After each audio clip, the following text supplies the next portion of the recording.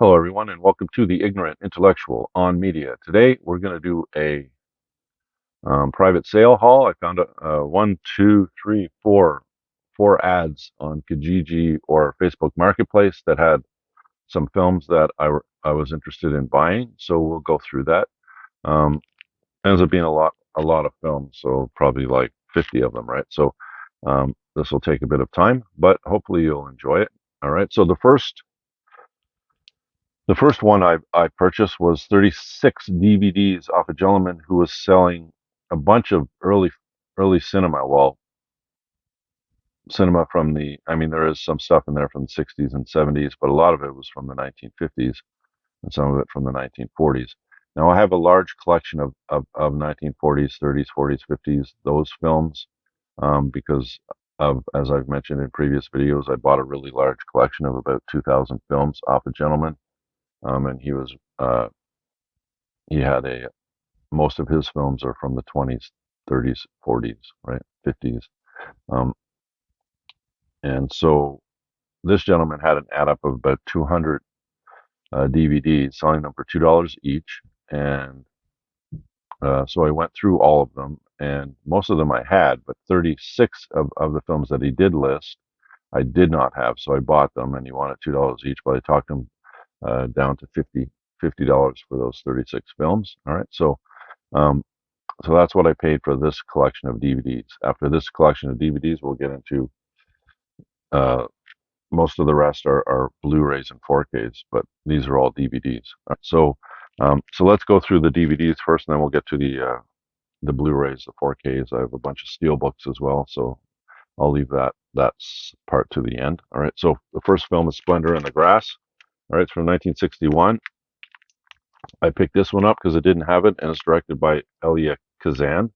All right, and it's Warren Beatty's debut film. All right, so stars him and Natalie Wood, and this basically is a film about how real life or life can get in the way of true love. All right, and so it's not a feel good film; it's a romance type of film, but it's not a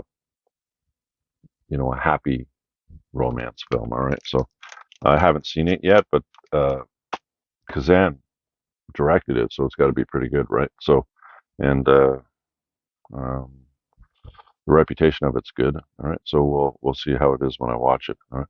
Next up is Robert Redford and Jane Fonda in Barefoot in the Park, and this came out in 1967, and it's a romantic comedy directed by Gene Saks with from a screenplay by Neil Simon. Now Neil Simon is quite the writer. All right, so um, this has got to be a good film, even though I haven't seen it. And Robert Redford and Jane Fonda, great actors, so I should enjoy that.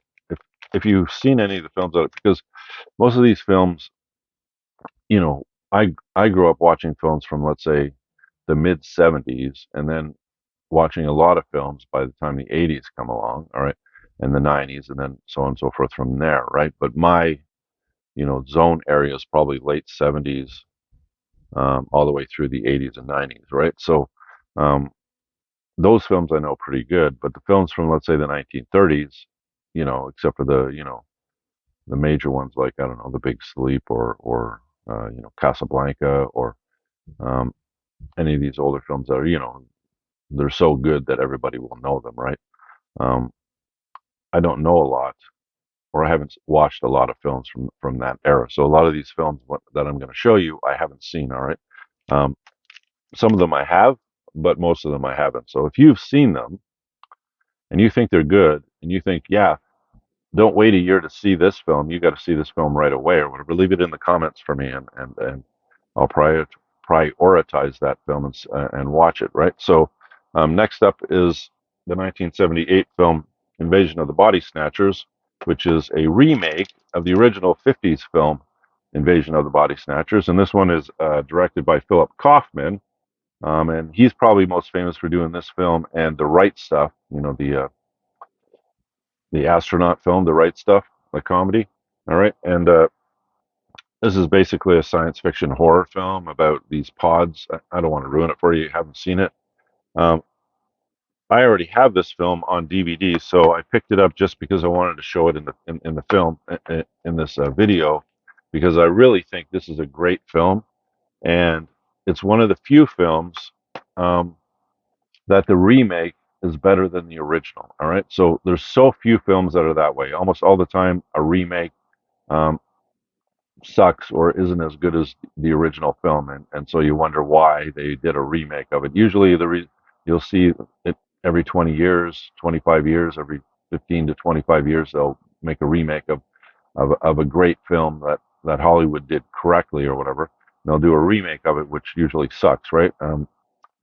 But they do it because um, there's a whole new generation that is now in movie watching mode, and they haven't seen, let's say, Friday the 13th or Halloween, and so they'll do a remake of it so they can bring it to a new audience, right? Because this audience may not watch the originals, right? And maybe they'll give them an incentive to watch the originals, which would please me. So there is a purpose for a remake, but usually the remake is not as good as the original, right? But this one is, and it actually surpasses the original, and it stars Donald Sutherland, and um, great film. And so this one, and I would say another one that would pop into my head of that kind would be The Fly. The remake of The Fly is better than the original. All right. But most films, like I said, the remakes aren't as good as the originals. All right. So that's Invasion of the Body Snatchers. Next up is one of my all-time favorite films from 1973, and I have watched this numerous times, and it's called Westworld. And I already have this film, but I really like this film, so I bought it, uh, even though I already have it, just the same as this one, just because I wanted to show it to you. If you haven't seen this film, I highly suggest you do. It's the film that the Westworld um, TV show is based off of, right? And it basically stars Yul Brynner. Um, Westworld is like this fantasy place where you go, and it's all full of robots, and what you do is you live out a fantasy of living in the old west, in the old west with the gunslingers and the fighters and everything, and you experience riding horses and shooting your guns and everything like that. The problem is that um, something goes wrong, and then Yul Brenner, one of the main robots, and it decides that uh, he's not going to listen to the protocol of not killing people, right? So anyway, so it's quite an interesting film. If you have not seen it, I highly suggest you do. It's really good. All right. So next up after that is The Boston Strangler. All right. So The Boston Strangler came out in 1968. All right. It's directed by Richard Fletcher, and that's the reason why I picked this one up, because he's the guy that did Soylent Green and Compulsion, all right, 20,000 Leagues Under the Sea and Fantastic Voyage, right? So he's a very good director, but that Soylent Green film is extremely good, all right, and I would suggest you watch that one. I have not seen this one. This one stars Tony Curtis, Henry Fonda, and George Kennedy, and it's about the Boston Strangler, basically. So I have not seen it, so I'll watch it. All right. Next up after that is San Francisco, and here's an example of an older film that I have not seen, but wasn't part of that 2000 film collection that I bought off that gentleman. This is from 1936, and it stars Clark Gable and Jeanette MacDonald, and it's directed by W.S. Van Dyke, who did all those Thin Man films. There's like 4 or 5 Thin Man films, or was there 7, 6 or 7, right? About this couple that investigate murders and crime or whatever. They're not really detectives or more socialites, but they kind of do detective work on the side or whatever, right? So it's directed by the same guy uh, as did those that did this. Now this one um, is a romantic drama. Combines humor, star power, combines a lavish spectacle. I don't want to read it. Anyways, I haven't seen it. I'll watch it and I'll let you know if it's any good. How about you let me know if you've already seen it, right? Next up after that is a classic horror film, monster film from 1954, and it's called Them, and it's about ants. It's the first, giant ant film uh, recorded in Hollywood or wherever. So, these ants, these nuclear ants, end up growing to huge sizes, and they attack human beings in Los Angeles. All super fun, right? So, Um, it's the first what they call big bug film. All right, so I picked that up. It's in a snapper case, so I'm gonna have to find a. So if you don't know what a snapper case is, neither did I before I started doing all this. This is a snapper case, right? Snaps open, right? And it's mostly made of paper. So I always anything that involves paper, I always protect in plastic. Otherwise, it'll get wrecked over time, right? All right. So that's them. Next up after that is one of my favorite comedies from the 1980s, and this is my area, right? And this is called Arthur. All right. And Dudley Moore, he played a few. Uh, he became famous of playing the drunk Brit, right? He's really good at acting playing drunk without being drunk. And this is basically kind of like a romantic comedy starring Lisa Minnelli and Dudley Moore. And Dudley Moore is like this rich, privileged guy, but he's lonely. And anyways, it's pretty good. It's a pretty funny film. If you haven't seen it, it's one of the great funny films from the 1980s. It's directed by Steve Gordon. All right, and it came out in 1981. All right, so another snapper case. All right, we're getting a lot of snapper cases. All right, next up after that is another early horror film.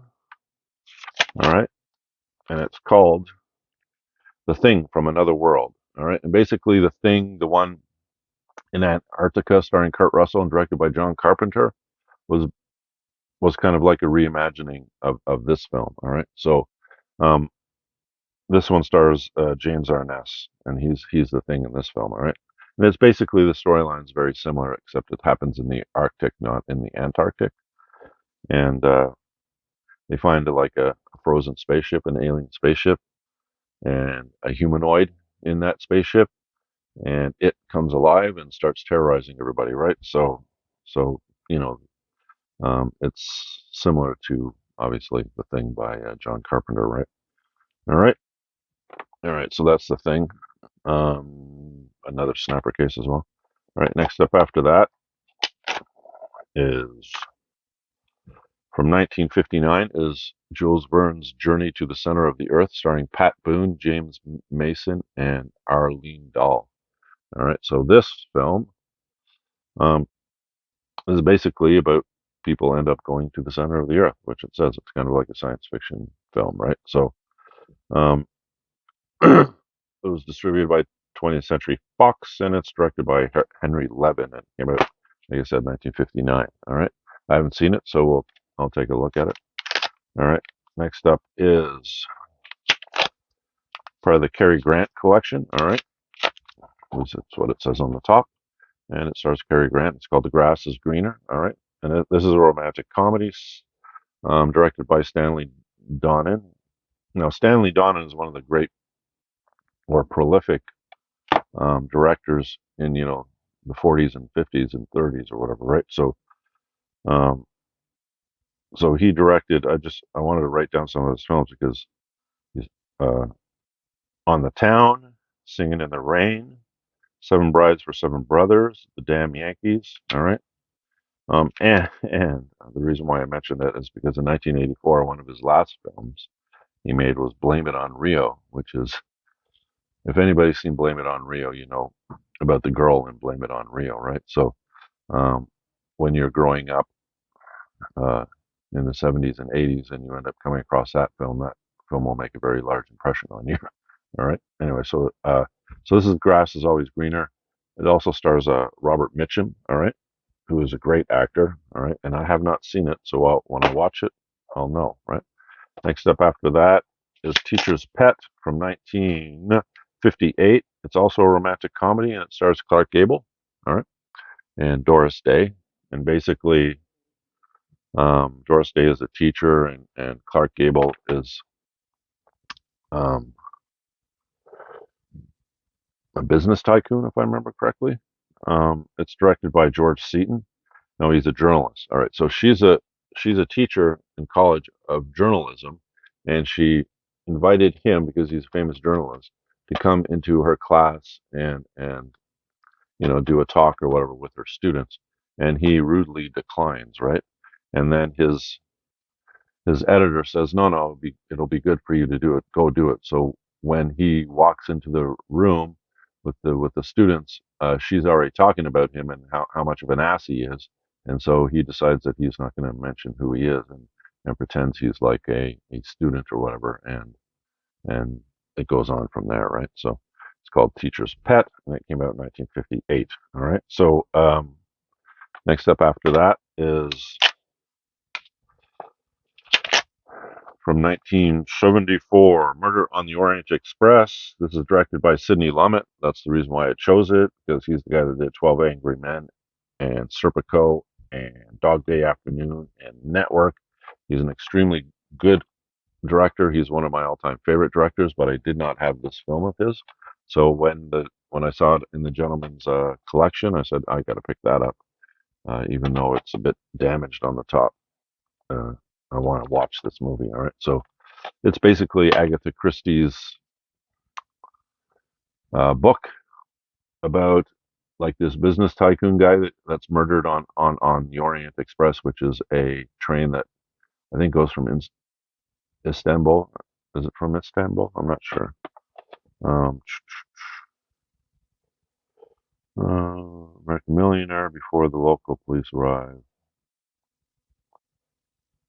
Anyway, they're on the train, all right, and there's a murder, and then everybody on the train tries to figure out who the murderer is before it gets to the end stop where the police are, right? All right, so that's Murder on the Orient Express. Next up after that is the story of Ruth from 1960.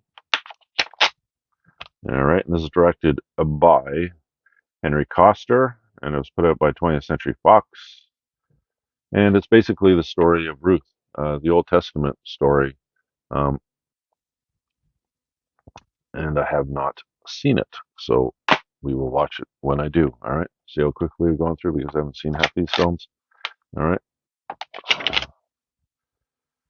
all right. So this is The Hard Way, starring Michael J. Fox and James Wood, and it's basically a buddy cop film where James Wood is like this hardened cop who's chasing after this serial killer, and Michael J. Fox is an actor, and his next role is going to be like a tough cop.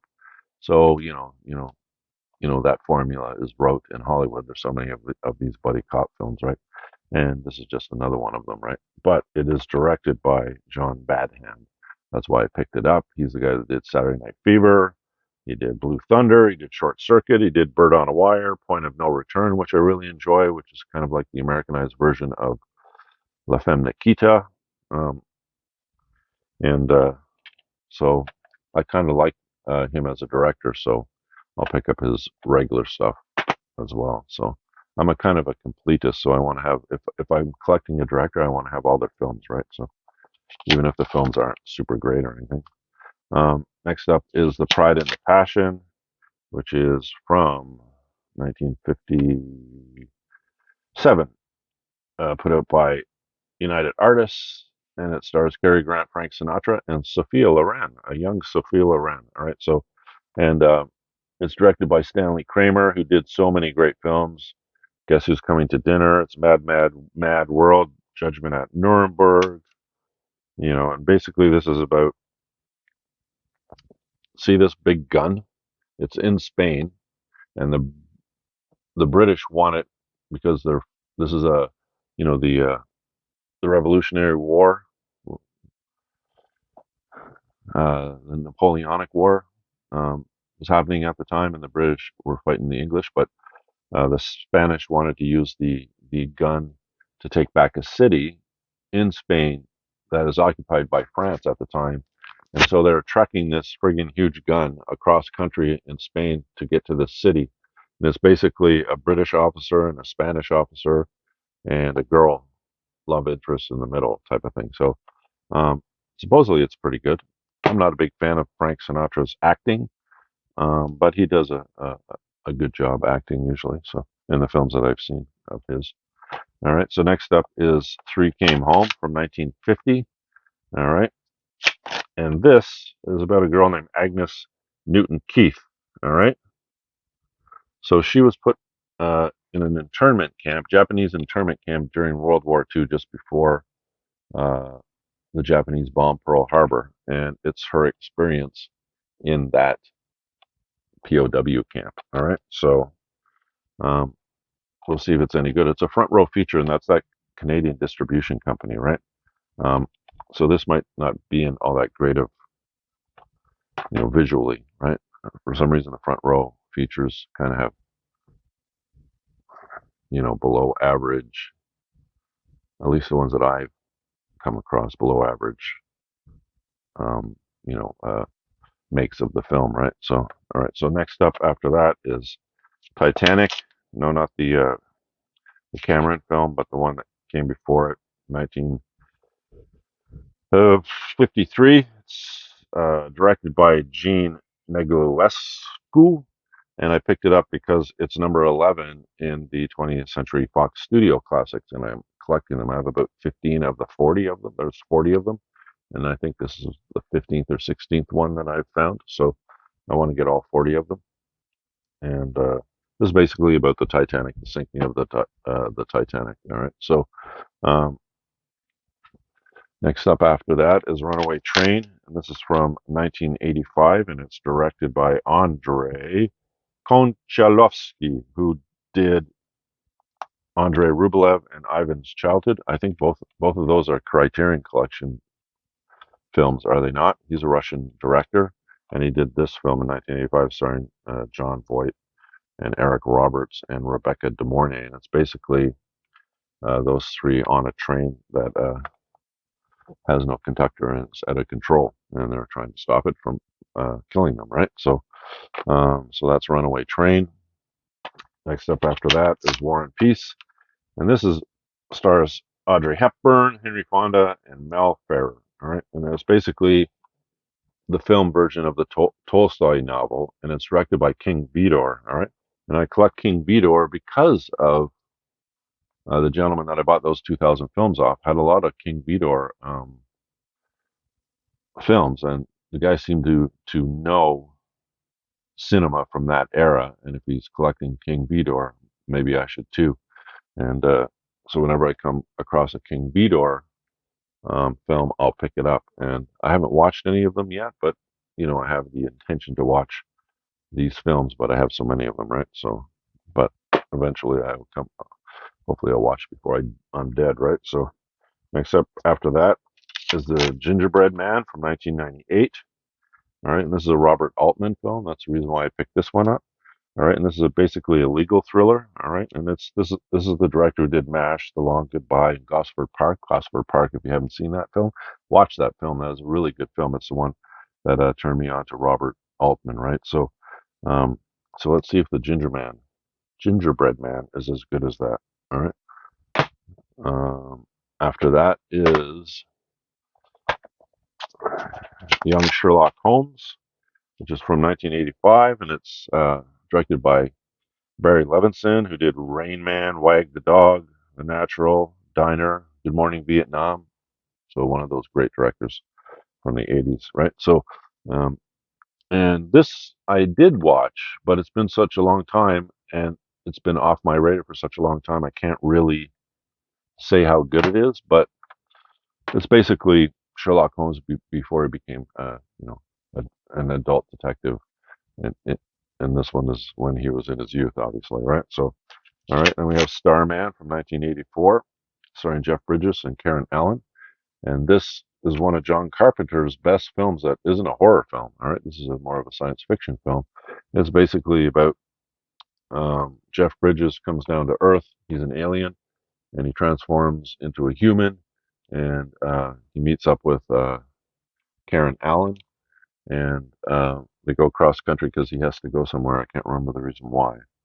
But what happens is they end up having intimate relations, and then she has a baby, and then there's a TV show based off of that that didn't last very long about her kid who also has the powers of him from the film, right? So, if you haven't seen this film, um, and you're thinking maybe it's a science fiction horror film because it's directed by John Carpenter, it's not. It's just basic science fiction. All right. So, but it's really good. I have this already in a double pack with another film, but it's not in widescreen. It's in full screen. So I'm hoping. Yeah, this is the widescreen version of it. it has the widescreen and the full screen version of it. So now I have it on widescreen. All right. So that's Starman. All right.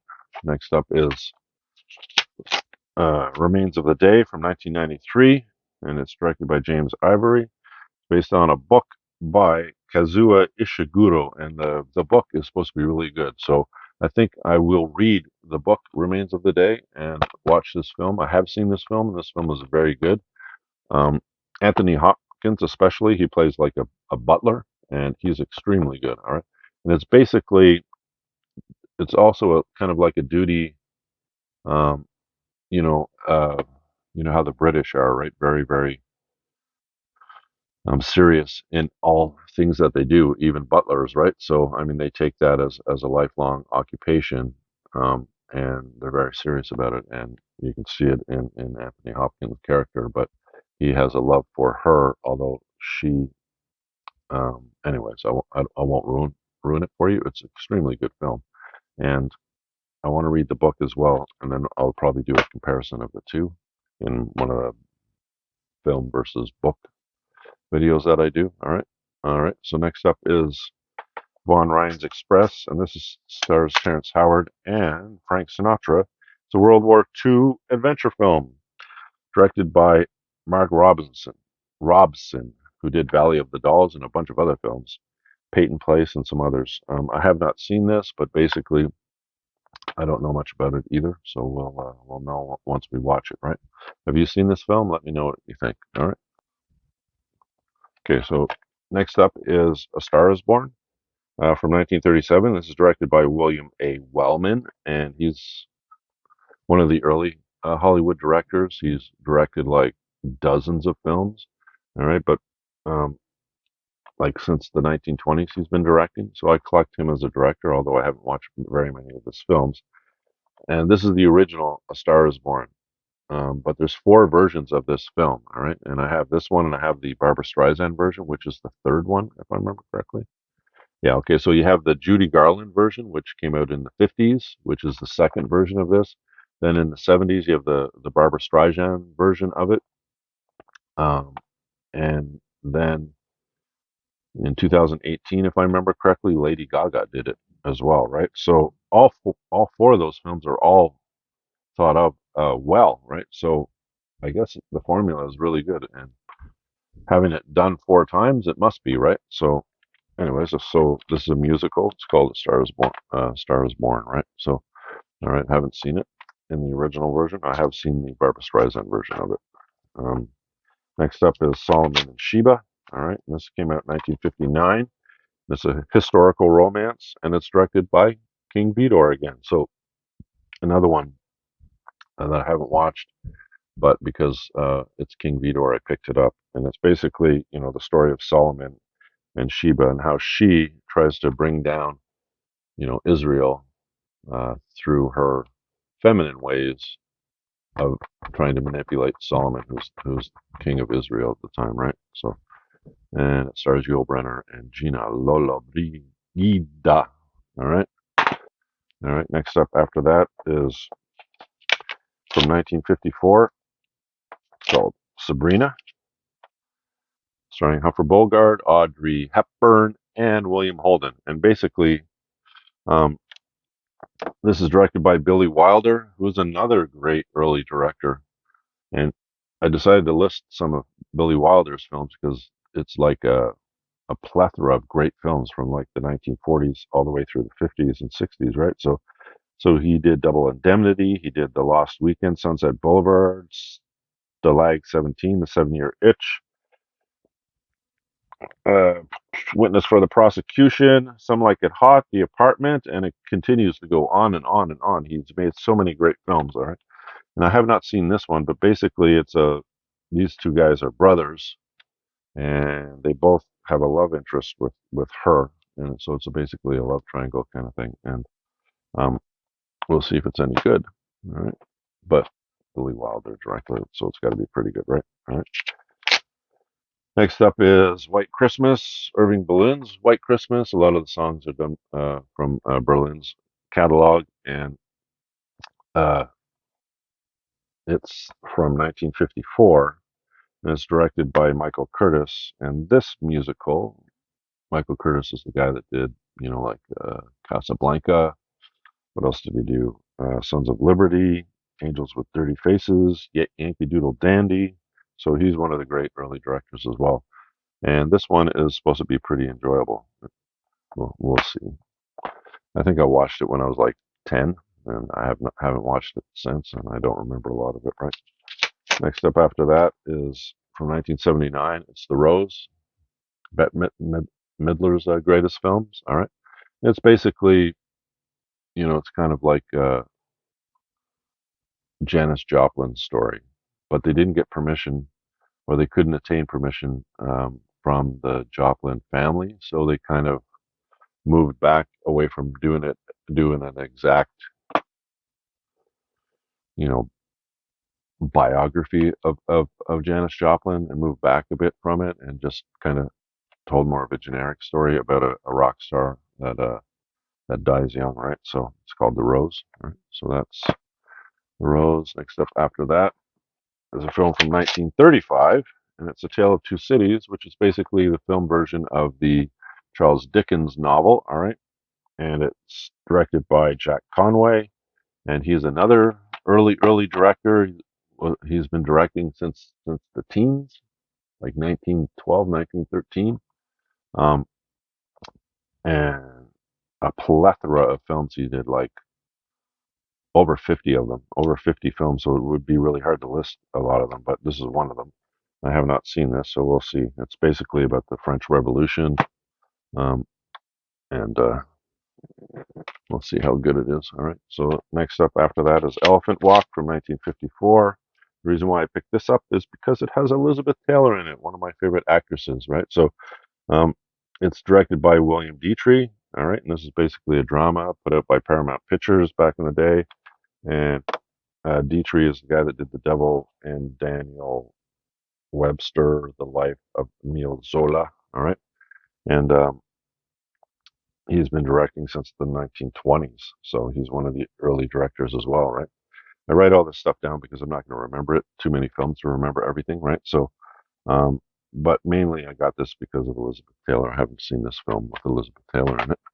All right, and then after that, we have 3 Days of the Condor from 1975, and this is basically stars Robert Redford, all right, and Faye Dunaway, and it's basically, if I remember correctly, he is a CIA agent nicknamed Condor, and he works in an office that's pretending to be a library or something along that line, if I remember correctly.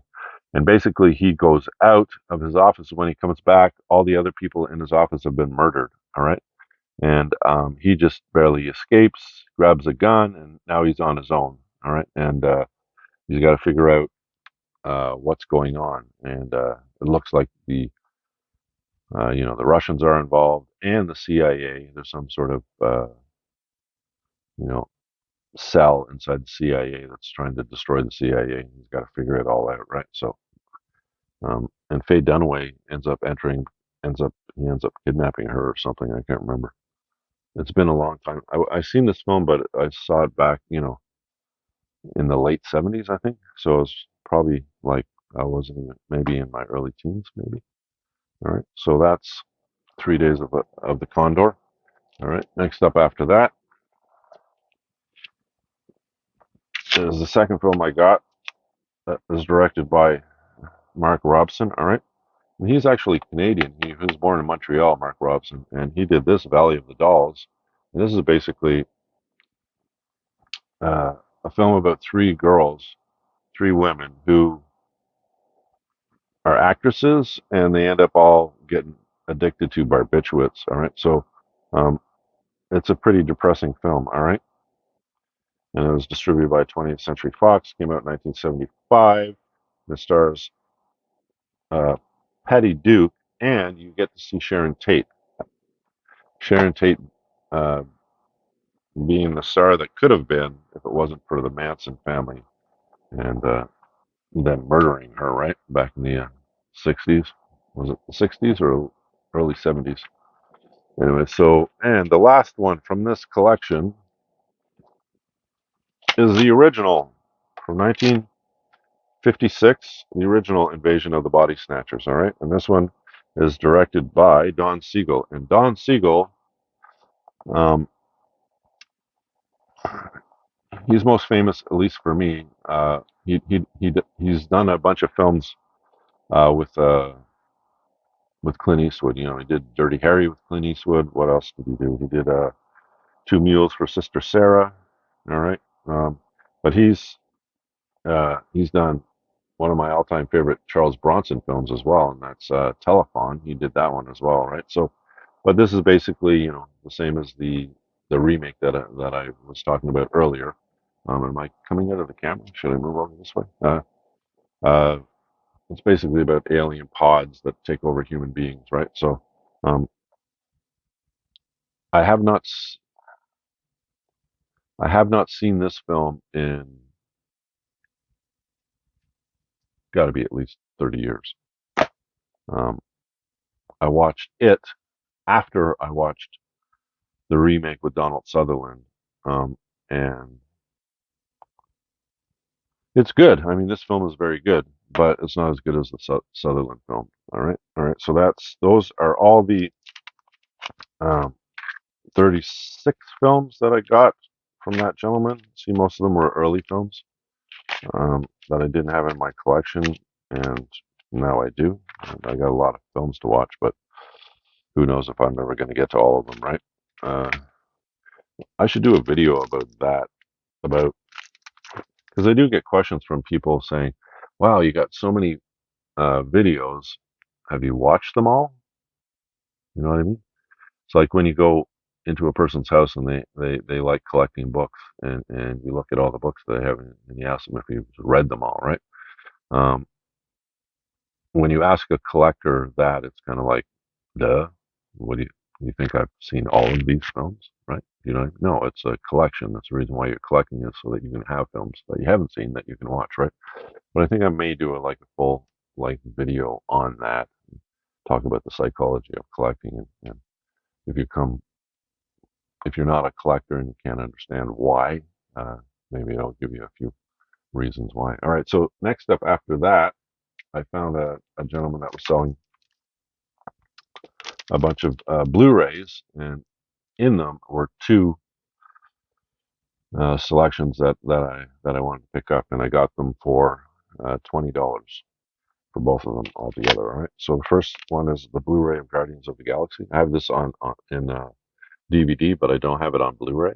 And I just picked up recently Volume 2 of this on Blu-ray. So when he had this one, I said, okay, I'll pick this up, and I'll combine the Blu-ray and the DVD together. It's basically the first of the Guardians of the Galaxy films. It's the 10th one in the MCU, in the Marvel Cinematic Universe. It's the 10th film in the MCU. All right, and it's directed by James Gunn. Came out in 2014. I actually kind of like the second one better than the first one for some reason. What do you think? Do you like the first one better than the second one? I kind of like Groot as being a little guy rather than the big guy. I don't know why he's so cute. You know, when he's a little guy, right? So, all right, so that's Guardians of the Galaxy, and the second one I picked up is the complete saga of Star Wars. Now, this may become obsolete, I guess, because the next three films, because this is the first six films, 1 to 6, all right, and you have a couple more Blu-rays that have a bunch of special features on them as well. Um, I have these in two sets of DVDs, and I wanted to combine it into one. But you can, 20th Century Fox put this out, all right, of the six films, and then they put out almost an exact duplicate of this. This type, this box set, um, with the 9 films in it. And it's hard to tell the difference between the two of them, right? Um, but I knew this was only because I asked. This was the 6 films, but I can now have it in one box set rather than in a bunch of other, like 2 sets. I can have it in one set, right? So, um, and I can sell the other 2 sets for the $20 that I got these ones for. So it's not like I'm losing any money, right?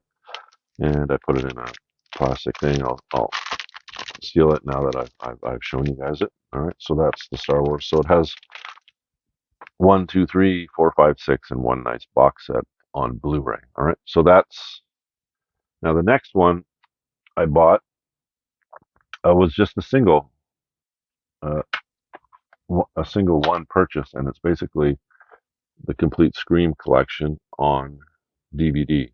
Now I have this. I have the first three of them on DVD. All right,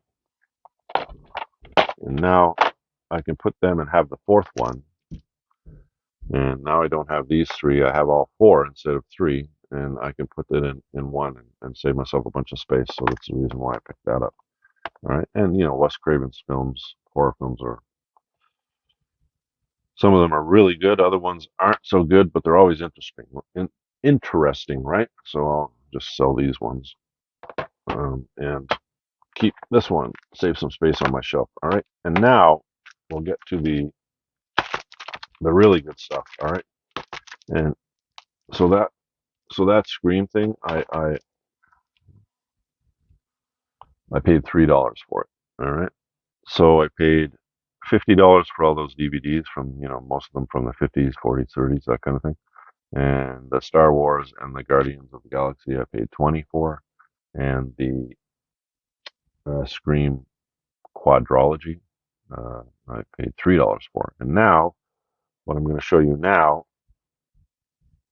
I paid $100 for. All right, and basically this is a bunch of Blu-rays, 4Ks, and Steelbooks. All right, so let's show you what I have. All right, so um, we have Sam Raimi's Evil Dead 2. I have the Evil Dead, the first one, but the third one he didn't have or he wasn't selling. This is the 25th anniversary edition. It's a Blu-ray DVD combo. All right, so that's cool. If you don't know the Evil Dead, it's horror and it's comedy.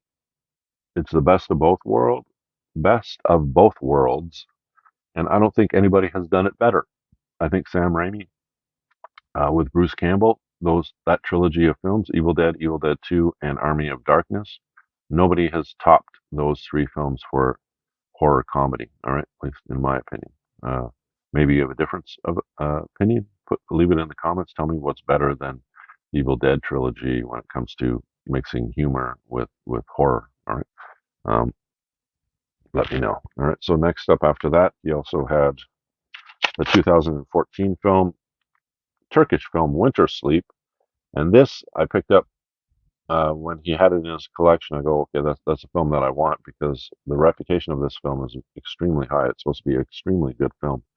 All right, so it's directed by Nuri Bilge Ceylan. All right, um, and I think it won the Palme d'Or if I remember correctly.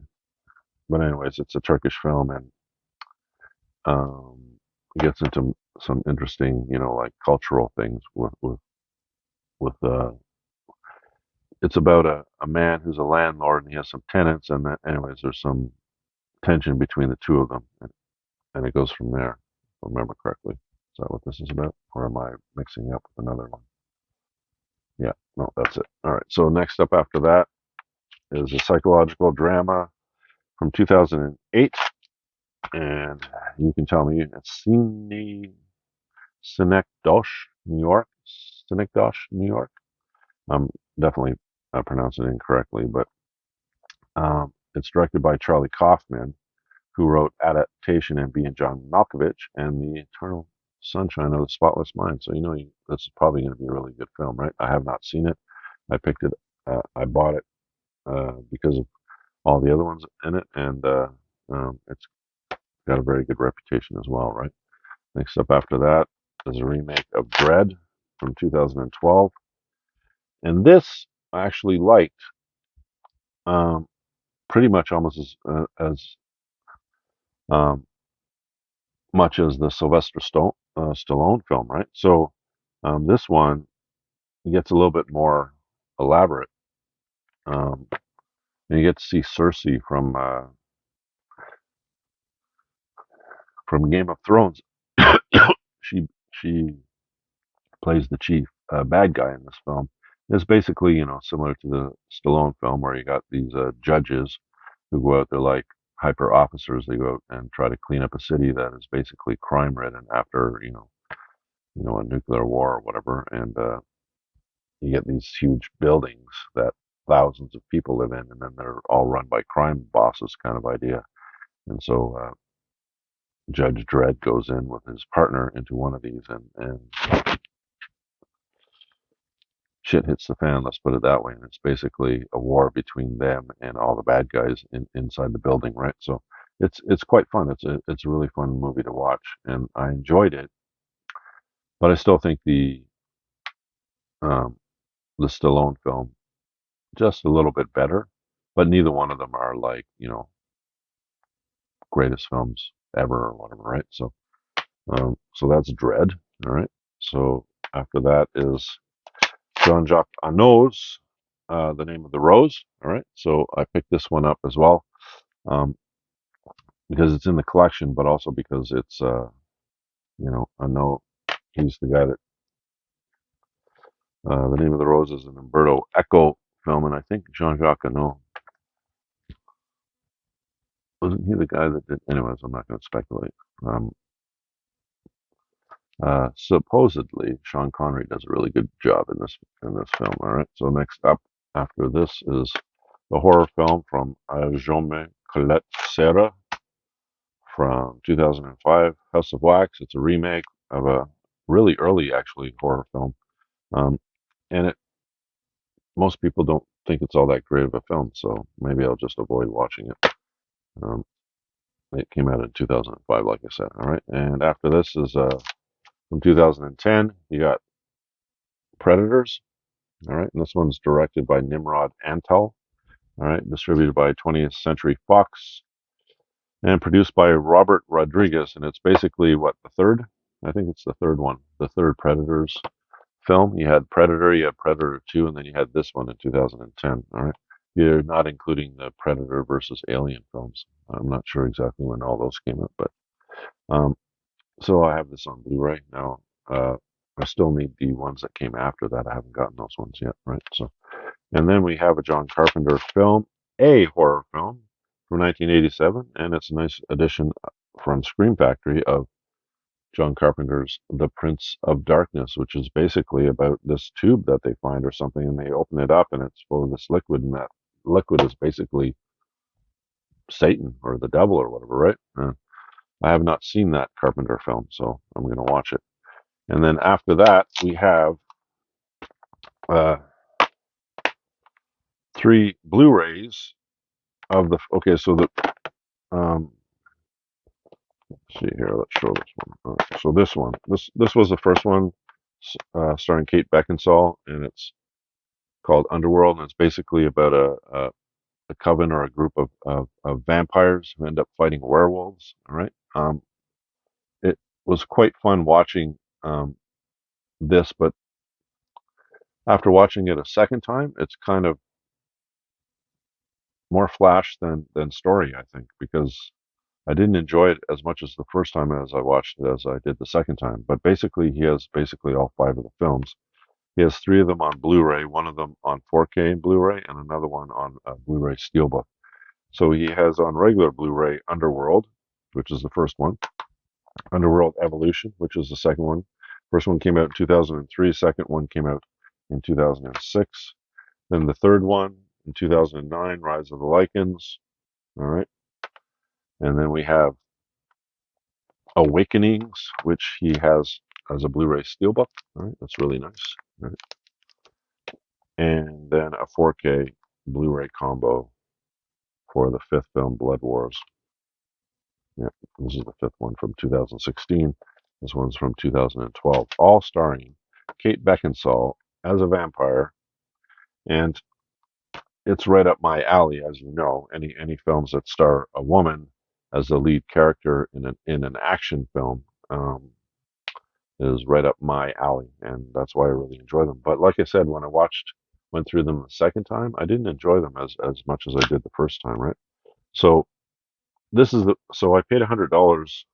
So now you see all the so one 4K, all right, and one, two, three, four, five, six, seven, eight, 11 Blu-rays, Um, I will put this.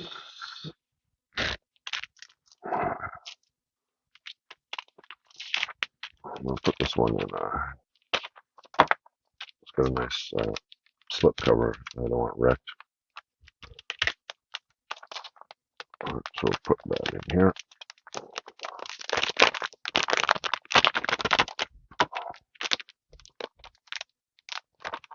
We should do the same with Predators. Anyways, I'll get to that. All right. So now he takes care of his steelbooks. All right. So there's 10 steelbooks in this collection, Blu-ray steelbooks, all right, or Blu-ray DVD combo steelbooks. All right. But they're Blu-ray steelbooks, and they're all in really, really nice shape. And all of them still have the J cards to them, except one.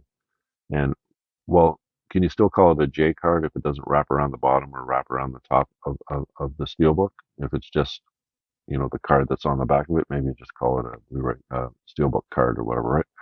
And it's interesting because he doesn't leave them. He didn't leave them on the back. If it was a card that didn't do the J, all right, he took them off the back of them and he put it in inside the steelbook. Where you usually get the advertising. That part that you can slip in with the two clips or whatever, right? So he put them in there. I never even thought of that myself, right? So it keeps those cards in really nice shape, right? So anyway, so the 10 Steelbook Blu-rays he has is Underworld Awakening, like I just mentioned, all right? And he has the 2014 version of Godzilla, all right? So I have this on DVD, Blu-ray, so I'm going to replace it and have it on Blu-ray Steelbook, all right? And it was directed by Gareth Edwards and basically retells the story of Godzilla. And he's the guy that did Rogue One as well. What did you think of Rogue One? Did you think it was a good Star Wars story or no? All right. So that's the second steelbook that he has. Third one he had, and this was a big attraction of why I wanted to buy this collection. Dario Argento's Phenomena. All right. One of the great Italian horror directors, right? And this one, he still has the card on the back, but most of them he's taking them off and then he's putting them inside, right? So really, really nice Steelbook Blu-ray Phenomena. And after that, he has the second Sin City film, which is A Dame to Kill For, all right, directed by Robert Rodriguez and Frank Miller, all right. And then he has the fifth installment of the DC Universe, Justice League. And it's cool because this one's a 4K and a Blu-ray.